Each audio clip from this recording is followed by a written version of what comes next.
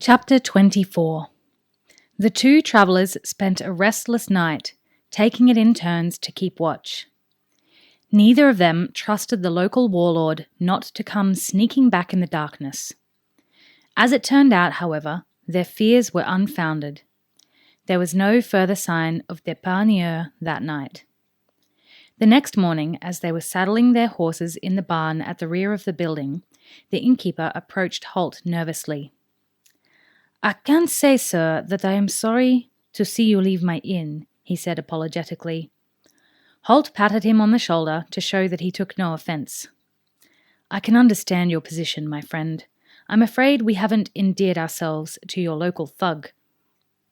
The innkeeper glanced round nervously before agreeing with Holt, as if frightened that someone might be observing them and might report his disloyalty to d'Epargneux.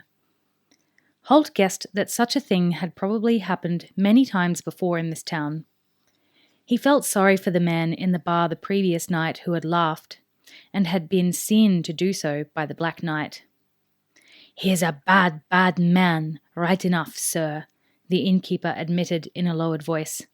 "But what can the likes of us do about him? He has a small army at his back, and we're just tradesmen, not warriors." "I wish we could help you," Holt told him, "but we do have to be on our way." He hesitated just a second, then asked innocently, "Does the ferry at Les Surges operate every day?"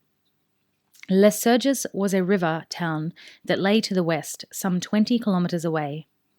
Holt and Horace were travelling north, but the ranger was sure that d'Epargneux would return, asking for any clues as to the direction they had taken. He didn't expect the innkeeper would keep his question a secret. Nor would he blame him if he didn't. The man was nodding now in confirmation of the question. "Yes, sir, the ferry will still be running at this time of year. Next month, when the water freezes, it will close down and travellers will have to use the bridge at Colpeniers." Holt swung up into the saddle. Horace was already mounted and held the lead rein for their string of captured horses. After the previous night's events, they had decided it would be wiser to leave the town as quickly as possible. "We'll make for the ferry then," he said in a carrion voice. "The road forks a few miles to the north, I take it?" Again the innkeeper nodded. "That's right, sir. It's the first major crossroads you come to. Take the road to the right and you're headed for the ferry." Holt raised a hand in thanks and farewell, and, nudging Abelard with his knee, he led the way out of the stable-yard. They travelled hard that day. Reaching the crossroads, they ignored the right turn and continued straight ahead, heading north. There was no sign on the road behind them that there was any pursuit, but the hills and the woods that surrounded them could have concealed an army if need be. Holt wasn't entirely convinced that d'Epargneux, who knew the countryside, wasn't travelling parallel to them somewhere, perhaps outflanking them to set up an ambush at some point further along the road. It came as something of an anticlimax when, in mid-afternoon, they arrived at yet another small bridge, with yet another knight in attendance, barring their passage across and offering them the choice of paying tribute or contesting with him. The knight, astride a bony chestnut horse that should have been retired 2 or 3 years ago, was a far cry from the warlord they had confronted the night before. His surcoat was muddy and tattered. It may have been yellow once, but now it had faded to a dirty off-white. His armour had been patched in several places, and his lance was obviously a roughly trimmed sapling, with a decided kink about a third of the way along its length. His shield was inscribed with a boar's head. It seemed appropriate for a man as rusty, tattered, and generally grubby as he was.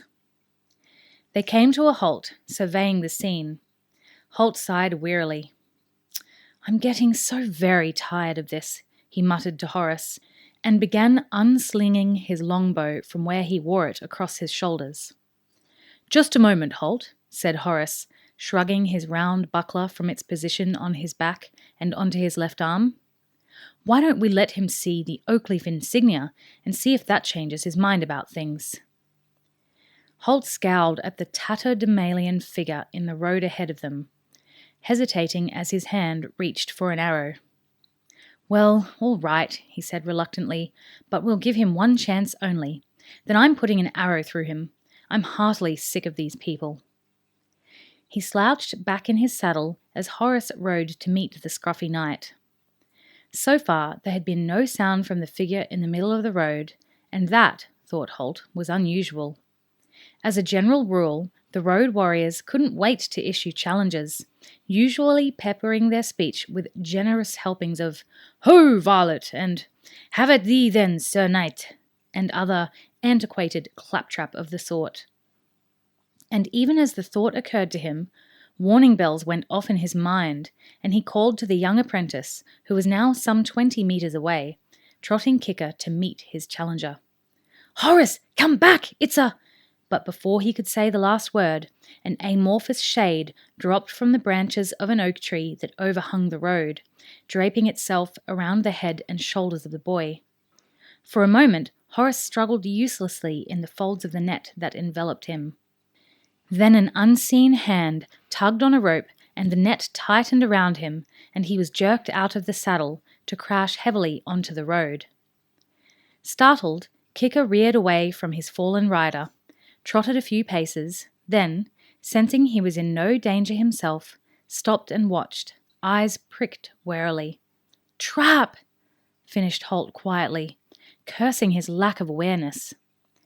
Distracted by the ridiculous appearance of the shabby knight, he had allowed his senses to relax, leading them into this current predicament. He had an arrow on the bowstring now, but there was no visible target, save the knight on the ancient battle horse, who still sat silently in the middle of the road. He was part of the entire elaborate setup, without a doubt. He had shown no sign of surprise when the net had fallen onto Horace. "Well, my friend, you can pay for your part in this deception," Holt muttered, and brought the bow up smoothly, bringing it back in a full draw until the feathered end touched his cheek, just above the corner of his mouth. "I don't think I'd do that," said a familiar gravelly voice. The ragged, rusty knight pushed back his visor, revealing the dark features of Depanier. Holt swore to himself. He hesitated, the arrow still at full draw, and heard a series of small noises from the underbrush on either side of the road. Slowly, he released the tension on the string as he became aware that at least a dozen shapes had risen from the bushes, all of them holding deadly little crossbows. All of them pointing towards him. He replaced the arrow in the quiver at his back and lowered the bow until it rested across his thighs. He glanced hopelessly to where Horace still struggled against the fine woven mesh that had wrapped itself around him. Now more men were emerging from the bushes and trees that flanked the road. They approached the helpless apprentice, and, as 4 of them covered him with crossbows, the others worked to loosen the folds of the net and bring him, red-faced, to his feet. Depanier, grinning widely with satisfaction, urged his bony horse down the road towards them. Stopping within easy speaking distance, he performed a cursory bow from the waist. "Now, gentlemen," he said mockingly, "I will be privileged to have you as my guests at Château Montsombre." Holt raised one eyebrow. "How could we possibly refuse?" he asked, of no one in particular,